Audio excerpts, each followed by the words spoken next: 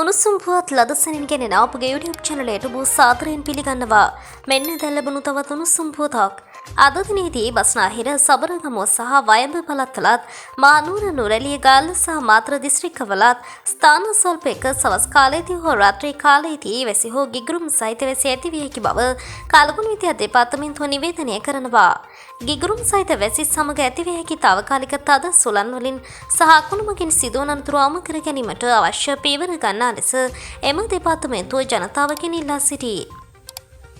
තවද දෘශ්‍ය ලෙස සූර්යා උතුරට ගමන් කිරීමේදී සූර්යා අප්‍රේල් මාස 5 වෙනිදා සිට 15 දක්වා දිනවලදී ශ්‍රී ලංකාව ආශ්‍රිත අක්ෂාංශවලට ඍජුවම ඉහළින් පවතින අතර අද දින දහවල් 12:11ට මාන්කුලම් පෙරියකුලම් කුරටියාව මොරවැව සහ මහදිවුල් වැව යන ප්‍රදේශවලටත් හිරු මුදුන් වනු ඇත.